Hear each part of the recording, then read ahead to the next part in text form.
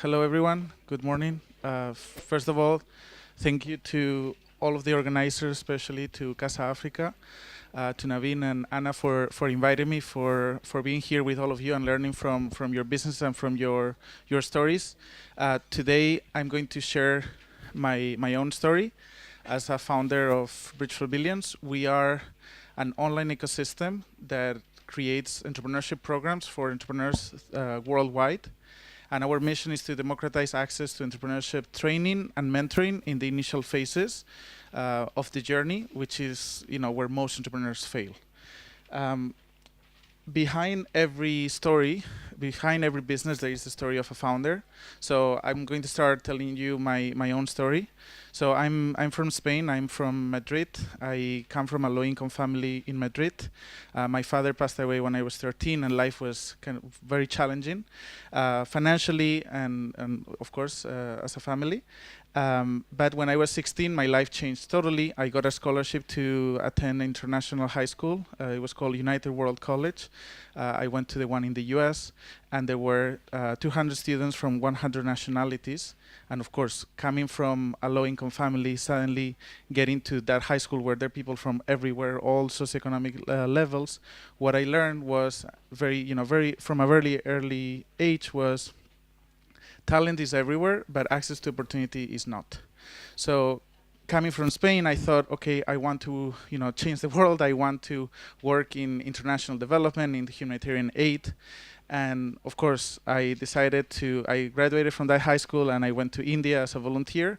I was very lucky because I was working for a local NGO. So I was the last one. I didn't really do much. I was a math teacher.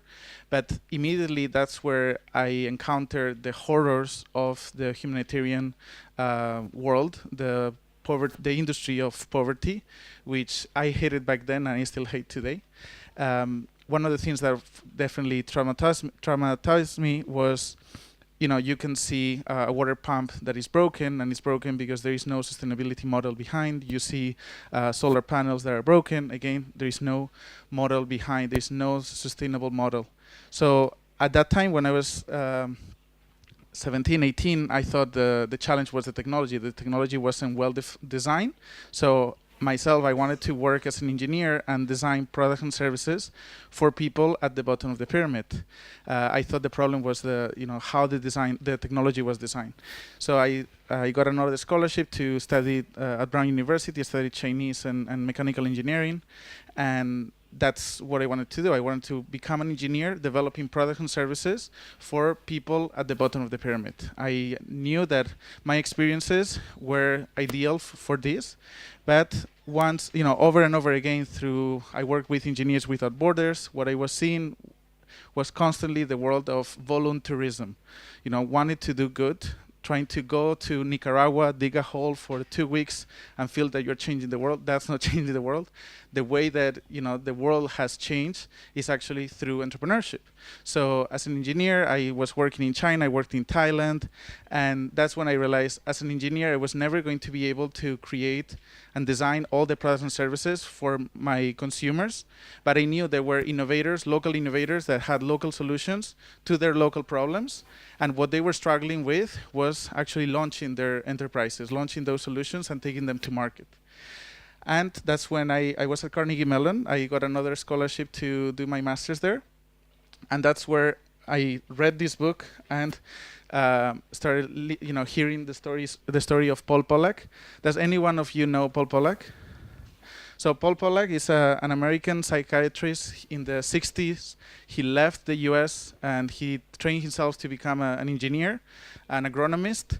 And he started working with 1-acre farmers, and he was teaching them how to create agricultural technologies, very basic agricultural technologies, and create their own micro enterprises. Paul Pollack created a network of micro enterprises called International Development Enterprises, IDE. And from the 70s until 2004, that Paul Pollack retired, IDE raised 18 million people out of poverty.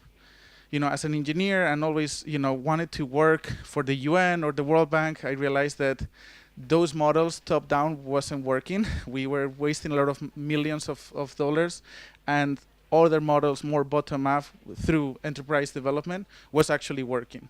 And it was just a matter of how do you, um, the founder of Ashoka always says, you don't have to, like, yes, you don't have to give a fish, but you also don't have to teach how to fish, because if you only teach how to fish, the pond will soon run out of fish. You need to learn. You need to teach how to sell that fish without making the pond, out of fish, and that's actually entrepreneurship. So that's when at Carnegie Mellon I started looking at the entrepreneurship ecosystem as a system, and as an engineer I tried to use my engineering skills to realize the system of entrepreneurship. And here you have four pictures, and here this is New York, and this is Shenzhen in China. That's actually also in the US. That's a town near Iowa, and that's also China. It's a town near Dongguan. And these two, the vertical side, they have much more in common than within their own countries. Why? It's actually just their structure of their economies. In high-income regions, in developed countries, and mainly in cities, you have a lot of micro-enterprises, but what you have the most are SMEs, small and medium enterprises. And in low-income regions, in developing countries or in rural areas, what you have is a lot of micro-enterprises and very few SMEs. This is, in the world of international development, this is called the missing middle. And as an engineer, I thought, how can we make the missing middle vanish? How can we help SMEs to grow? Or how can we make micro enterprises turn into SMEs? And that's how I started thinking about entrepreneurship, and that's how I started creating Bridge for Billions. I always say that entrepreneurship, like entrepreneurs, we're looking for purpose. We're trying to solve something that makes us angry. We're trying to create a value that we find so dearly that we want to take to the world. We're always looking for that peak to hike, and the reality is that when we start, we are really far away from the peak, and we are separated by a river of lack of opportunity. These most entrepreneurs, they're not able to cross. Only if you have a bridge built for you, most entrepreneurs are don't really make it to the other side. Entrepreneurship is a journey. It's really painful. It's not like just going and getting to the top. Sometimes people don't realize, now it feels like entrepreneurship is fashionable. It's a mode. It actually it's been always painful. So some of the bridges for entrepreneurs are like this. Some are like this. But entrepreneurs, somehow we cross it, and the main challenges with the ecosystem, with this lack of opportunity, is that typical programs, they are very small, 10, 20 entrepreneurs a year for one program. And the reality is that most of the entrepreneurs, they get rejected. It's around 95 to 99% of the entrepreneurs that apply for a support program, they get rejected. These programs only exist in big cities. So if you are from a third tier city or rural areas, you're already excluded. And innovation is everywhere, not only in big areas. And the reality is that these programs are not evil. They are just trying to find the best. And the best, typically, unfortunately, they are males, white, with access to finance, with access to mentors, already the people that are creating products and services for people like them. Entrepreneurs, we create products and services for people similar to us. Why? Because we understand the problem really well. And if the ecosystems of today are only supporting entrepreneurs at the 1%, the ecosystems of today are supporting the creation of products and services for the 1%. If we want to create products and services for billions of people, for the majority, we need to start, creating that bridge for billions, that bridge that helps entrepreneurs cross from one side to the other, and start it with the other 50% of the population that are women, which is incredible that in the world of entrepreneurship, 1 out of 10 entrepreneurs is a woman. This is an entrepreneurship support program, sorry. So when I started 5 years ago thinking about entrepreneurship, I always use this metaphor, which is entrepreneurship is like playing darts. Depending on how you throw, you're going to hit or not. So definitely it takes some skill, and some people are better than others. But if you are from middle class, you only have one dart, and you better, position yourself well, and focus and plan. Otherwise, most likely you're gonna fail. People that that have money, they have more darts to throw and keep throwing until they hit the target. Then they say, if one person from the middle class or the lower class hits the target, then they say, wow, the American dream, is life, it works. But actually, it's not the reality. Most entrepreneurs that we see in Silicon Valley, that we see in big cities, they come from wealthy families because they have more opportunities. So what do we do, and where do we fit within the entrepreneurship ecosystem? So what we realize is that most of the entrepreneurs are failing at the stage between concept and validation. Most people have ideas. Most people have identified the problem, and they are able to find some sort of solution. They know the what, but they get stuck in the how. How do I do what I want to do, that concept, and push it all the way to validation? This is where you need structure. This is where you need clarity. You need mentors. And most entrepreneurs are failing here. So this is where we're focusing on. And to tell you how we work, I want to tell you the story of David. I want to tell you the stories of two entrepreneurs from Ghana that we had. David, it's very special for me because he's the reason that I'm here today also, and that I actually launched Bridge for Billions. So David was our third entrepreneur. He was from Ghana. We started with entrepreneurs from Mexico and from Ghana. David has a business. It's called Agro Mindset. What he does is helps farmers to not undersell their produce. So he collects the produce and then sells it at a higher price for a commission that he charges, that he uses also to train farmers to improve their agricultural productivity. So very relatively basic business. David, he's not from Accra. He lives in the rural areas, and he was applying to incubators, accelerators, and he was getting rejected. He didn't have a technology product, so most accelerators didn't want him. Everyone wants ICT. They also told him it was impossible for him to commute every day to Accra for the program, and they didn't really have any other alternative. So David found Bridge for Billions, and with Bridge for Billions, we connected him with Gilles, an American engineer that loves agriculture, and he wanted to work with Gilles for 3 months. So David will work on the platform, on the program, and then once a week they will meet via Skype. Definitely the internet wasn't as good as Gilles expected, but they made it work.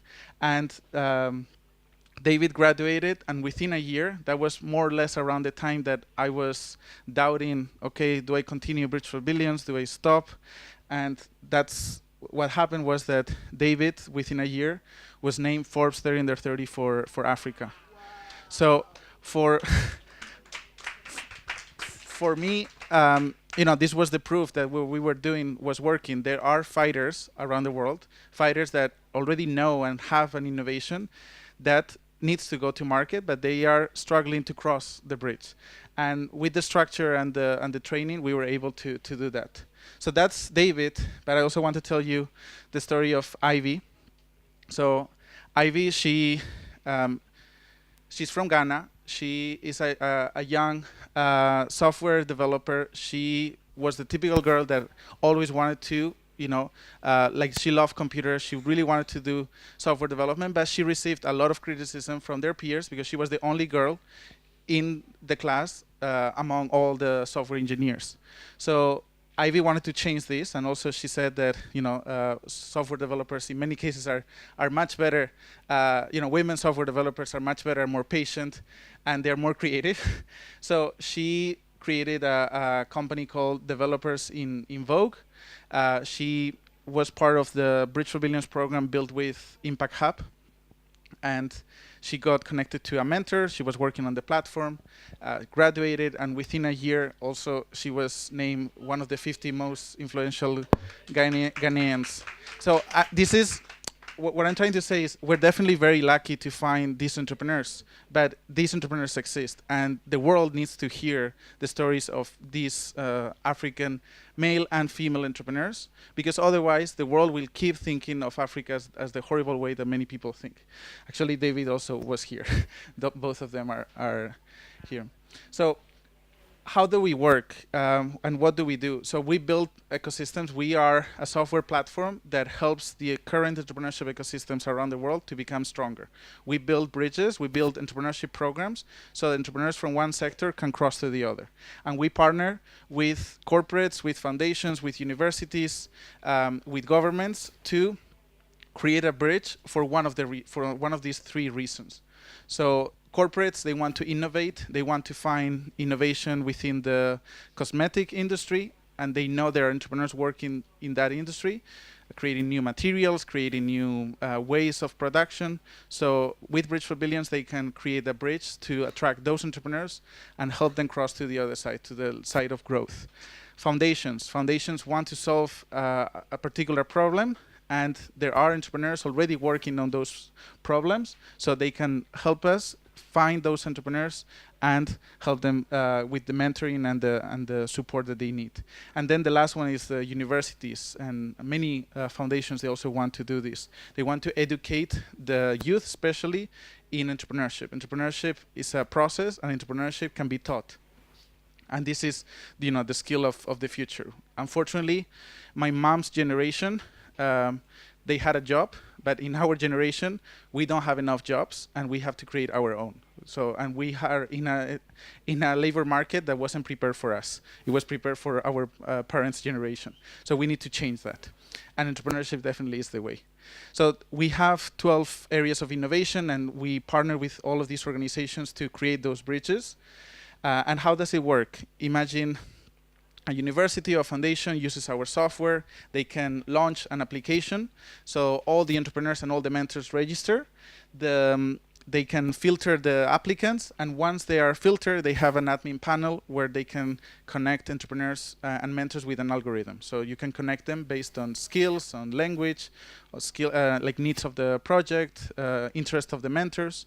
And once you connect both of them, you give them access to an online workspace with what we call the business creation tools.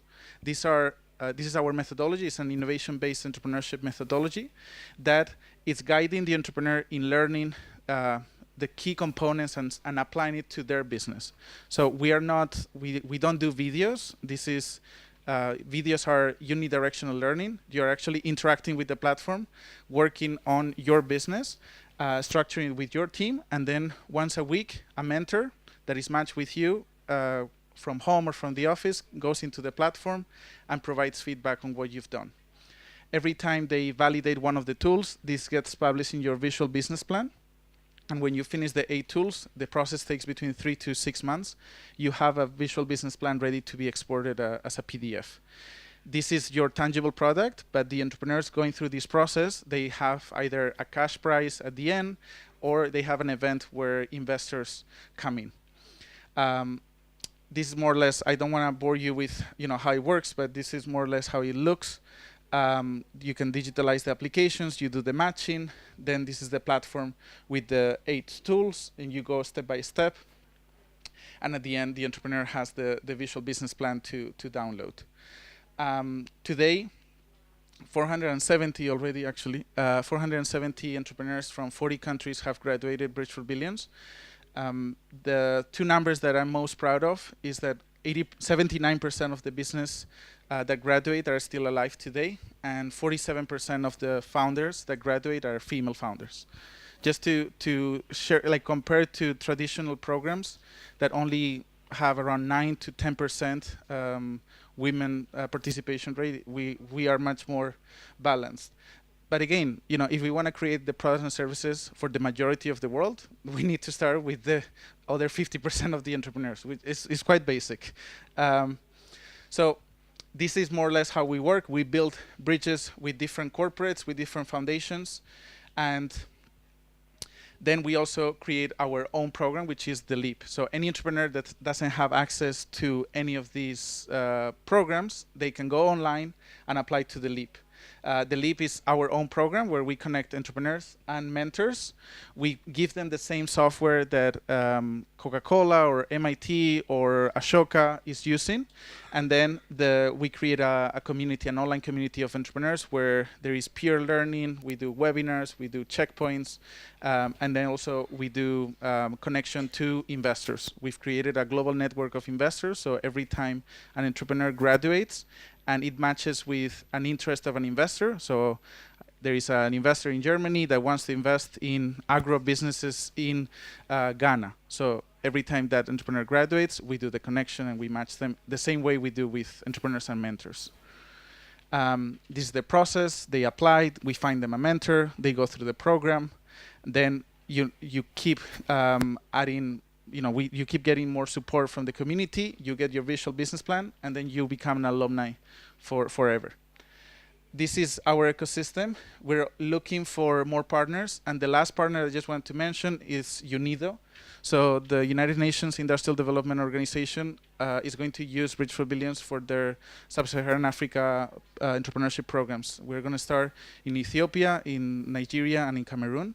So I'm here today also to ask for your support. We want to go where the bridges are the most broken. We want to really become those architects so that more entrepreneurs can cross. So I need your help. We're really flexible. We have partners that can help us, find a way, but we need those innovators. And I'm asking for your support. And just as the last thing, I just wanted to mention this star. This is the star. This star comes from MIT, and yesterday and today I was hearing a lot about the ecosystem and okay, entrepreneurs, we need this. The banks, we want to do this. We need that. The thing is, an entrepreneurship ecosystem is not only a thing of the entrepreneurs and the founders. It's a star where you have the entrepreneurs, the risk capital. This can be any bank, any VC, any angel, business angel, then corporates, governments, and universities, and all of them, they have to pay. They have to contribute, and many times we forget about the others.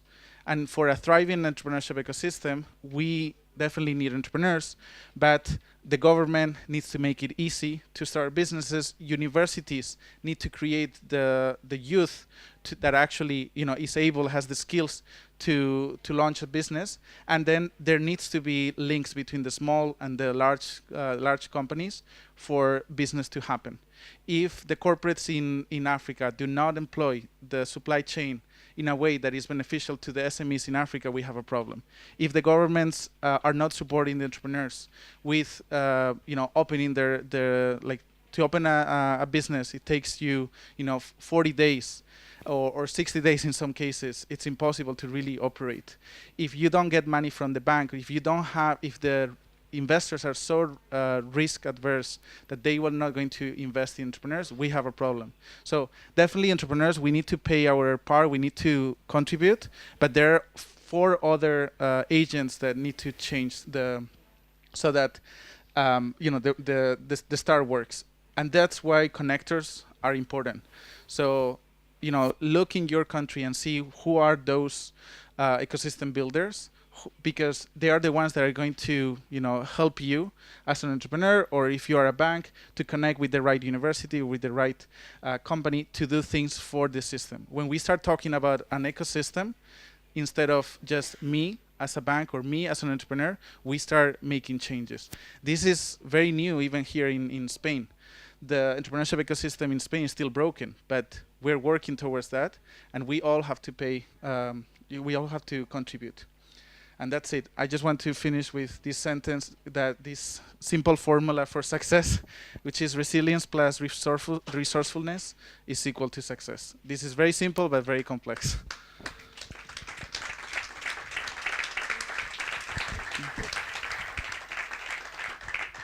And I would love to answer any questions that you have.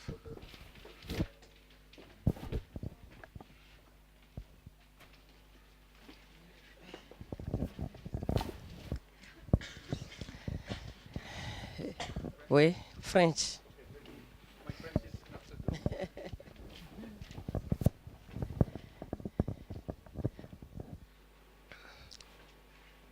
Je vous remercie sincèrement pour votre brillant exposé et ça nous donne l'envie d'entreprendre. Mais là où j'ai un peu de difficulté, pour ceux qui ont réussi dans les systèmes que vous avez exposés, est-ce que c'est la même entreprise? Parce que je pose la question parce que nous, les femmes, nous avons toujours envie de changer. Parce que lorsque nous entreprenons dans un domaine et nous n'arrivons pas à réussir, on a changé. On a toujours envie de changer. Donc, ne serait-ce que pour ma propre expérience, j'ai d'abord investi dans l'industrie de bois et j'ai fait une expérience de 5 ans. Ben, je n'ai pas continué parce que il y a des investisseurs plus forts, notamment les Chinois, qui ont envahi le secteur et du coup, mon activité a périclité. Deuxièmement, j'ai investi dans le transport et j'ai remarqué que tous ceux avec qui on travaille ne sont pas sincères. Quels conseils vous pouvez nous prodiguer dans ce domaine? Maintenant, j'ai changé encore d'activité pour aller dans l'éducation et je dis il faut former à la base et grandir. Dans ces conditions, est-ce qu'il faut toujours espérer et continuer dans la même entreprise pour réussir ou bien il faut continuer de se chercher et trouver finalement sa voie? Je vous remercie. C'est bon? Okay. Thank you. This is actually a very good question, and I will say um, there is one kind of entrepreneur that doesn't pivot, that doesn't change, and those are social entrepreneurs. So I think that if you have to change, at the end it's a journey. So if you have to change the peak that you're trying to hike, you've learned. You've taken things on your backpack that are going to be helpful in your journey. But there is one entrepreneur that doesn't matter, if it rains, if it's really, really painful, they're always going to hike towards that peak, and those are the social entrepreneurs. Social entrepreneurs, we are people that we see one problem and one population that is suffering that problem, and we cannot stop working towards that. So that's our peak, and it doesn't matter how difficult the journey is, we're going to endure, we're going to be very resilient, and we're going to work towards that. The success rate for social entrepreneurs is much higher than traditional entrepreneurs. Why? Because we just endure more. There is nothing else. But at the same time, if you want to make money fast, sometimes it's better to pivot and see where the market, where the journey is downhill. That's yesterday someone was talking about doing your market research and helping you understand. You have the data in front of you. The world is changing. The technology that we have today, with the technology that we have today, we're able to solve most of the problems that we have. However, many times we just need to look for those technologies and those innovations. I think that at the end is your journey, and no one can tell you, you should keep doing it, because if you don't want to hike that peak, you're going to suffer. You're not gonna like it. So it's really difficult, because I don't think this is like from founder to founder. I can tell you that we are not looking for fame. Most of the times, we're looking for purpose. And when you don't find purpose in what you do, and if you also don't make a living out of that, then change. But if you find purpose and you can make a living, keep hiking. I don't know if I answered the question.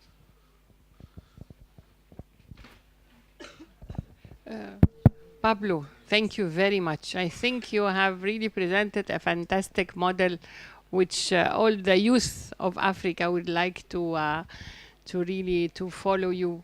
And Bridge for Billions, as we have seen, have a lot of successes. I just want to ask you about your business model, about finance. What is expected from the entrepreneur, and what is expected from your collaborators, and how you get your money? And the second thing is that you said that you connect entrepreneurs with angel investors or anybody from all over the world. Does this investment have a limit or minimum or maximum? Because we need also to understand the business model. Thank you.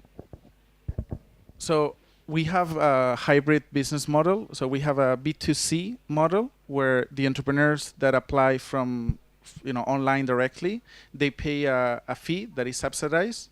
Right now it's 100 euros, 150 euros a month for 3 months. Entrepreneurs that cannot afford that fee, a lot of the entrepreneurs, especially in developing countries, for them it's definitely a challenge. So we offer scholarships for anyone who actually asks for it. So that's a small fee for us. It actually only accounts for 15% of our revenue. Our revenue mostly comes from licensing our software to any of these partners that use Bridge for Billions for their own entrepreneurship programs. So when Coca-Cola is trying to create a program for supporting female entrepreneurs around Spain, they use Bridge for Billions to connect the entrepreneurs with their mentors, guide the entrepreneurs through the process, and then they market it and they put it's white label, so it's their brand on top, but actually the system is Bridge for Billions. They pay an annual fee that includes a minimum of 10 projects, and if there is more than 10 projects, it's a per project fee additional. That actually it's 85% of our revenue comes from corporates, universities, foundations. And then the second question about what do we do after they finish the process? We are focusing on 0, 1, 2, 3. Number 4, we typically do it with the partner. So, for example, the program that we did in Ghana with Impact Hub and with Impact Hub Berlin and Impact Hub Ghana, and with the founder was the German Development Agency. So it was actually Impact Hub Ghana organizing the event for investors from Ghana and also from Germany to come in to that event. This is when we do with partners. But if the entrepreneur doesn't go through a partner, then we are also not focused on we just facilitate the matching. So what happens between the entrepreneur and the investor after, it's their decision. So we don't have a minimum, but we do filter those investors, so then the entrepreneur knows what they are looking for when we connect them.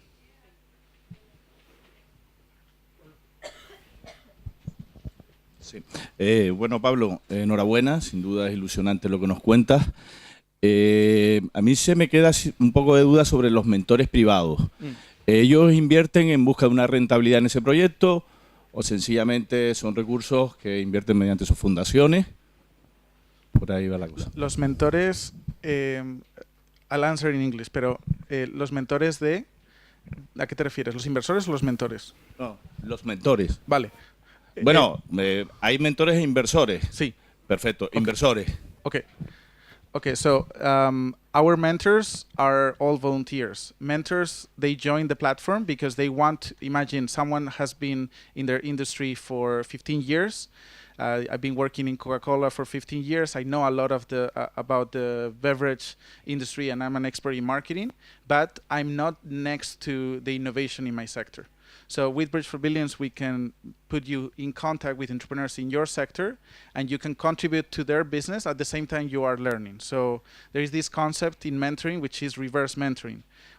When you are helping an entrepreneur, actually the entrepreneur is helping you. And the main reason for mentors to join our program, and this is measured at the beginning and at the end, is learning. Many of them, they actually do not expect to learn as much as they learn, once they complete the program. So those are the mentors. Then investors, they will invest like any other investor would. They're looking for a financial return. One of the things that we do is we try to look at their risk tolerance and also from impact to money, like impact first or money first, how will they rank themselves in the scale?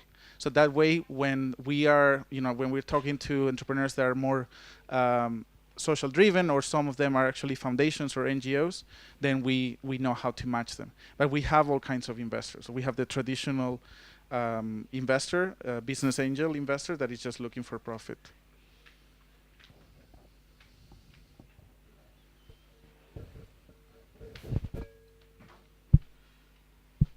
Another question? Une autre question? ¿Alguna otra pregunta?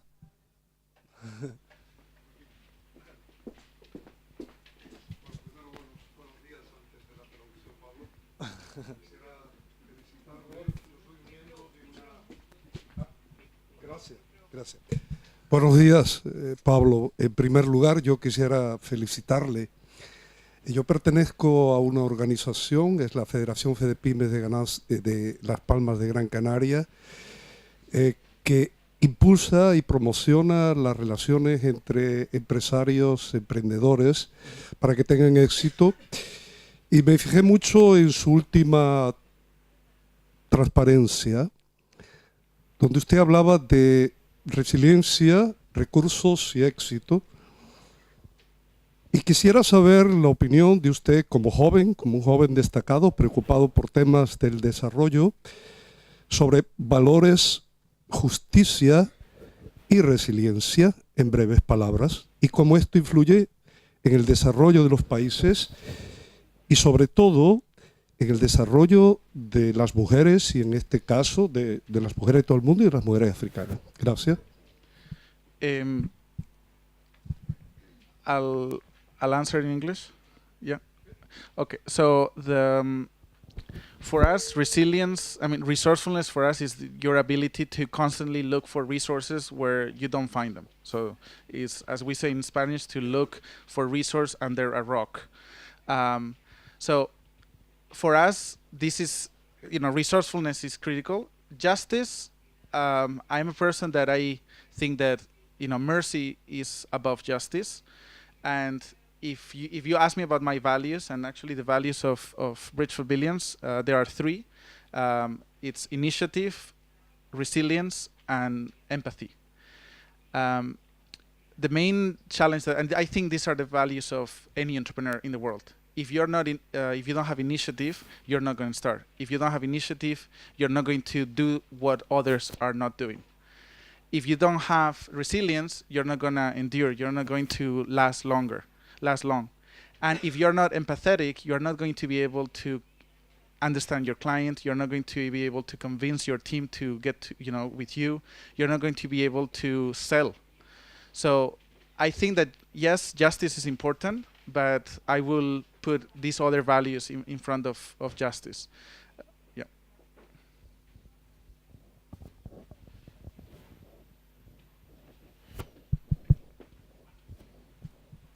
Bonjour, je vous remercie. Alors, je voudrais savoir quelles sont les conditions ou les mesures à intégrer votre plateforme, ou quelle est la durée dont on doit y accéder, et dans les pays africains où la connexion n'est pas très fiable ou n'est pas très utilisé ou n'est pas... Bon, en fait, je vous parle de la Mauritanie, par exemple. Nous, on a 3 gigas maximum. Donc, la connexion n'est pas trop... et parfois, même dans des zones, par exemple, les zones rurales, il n'y a pas de connexion. Comment une femme, par exemple, au niveau des zones rurales, peut accéder à votre plateforme, et quels sont les niveaux de scolaires pour accéder à votre plateforme, ou une femme qui a par exemple juste son brevet, ou elle a juste disons son niveau d'études est primaire, disons jusqu'à la 6e année, elle a fait une première année collège. Comment pourra-t-elle accéder à votre plateforme? Ou est-ce que cela va s'impliquer sur la durée que vous fixez pour que vous soyez enfin. Par exemple, ici j'ai vu 3 à 6 mois. Je ne sais pas si une femme a juste son brevet pourra aller jusqu'à 6 mois. Je vous remercie. So we have right now, it's close to 29% of our entrepreneurs. They come from countries where the bandwidth is quite low. It's still not the majority, and actually our commitment is that the representation of entrepreneurs in the platform is a real representation of entrepreneurs in the world, which actually means that we will have to revert our percentages right now. However, the platform, it's designed in a way, and it was designed for people in developing countries. So the way that you work as an entrepreneur is you can load the page with a relatively low bandwidth. You work on your own, and then your mentor from their home or from the office can give you feedback. It doesn't have to be at the same time. So you reduce a lot of the needs, the bandwidth needs. The only thing that entrepreneur needs is once a week to have a Skype or a WhatsApp call with their mentor to validate what they've done. So that's to answer like the bandwidth problem. We still see it's a challenge. It takes longer, but it is not impossible. People that are in the rural areas and that have access only to mobile, like internet on their mobile, it is a challenge. So a lot of them, what they do is they work in a cyber cafe, and once a week or twice a week they go and work on the platform. Sometimes we also get support from the local program, and actually with the United Nations, the framework, the collaboration framework, is that they have local programs that support very few entrepreneurs, and with Bridge for Billions they will be able to support around 100 per center. So yeah, definitely the bandwidth is a problem, but it's not the biggest problem. The biggest problem is the level of education. So most of our entrepreneurs have had access to university education. So someone with only the secondary or primary school will struggle with the platform. But we've done 2 programs right now actually in Spain with people that don't have university degrees. They only have primary and secondary school. One is the one with Heineken and the other one with Coca-Cola, and they were able to do it. It is true that even the level of education is different, but we're not looking necessarily for people that have university degrees, but it is much easier for them. We are mainly targeting the middle class in developing countries at this point.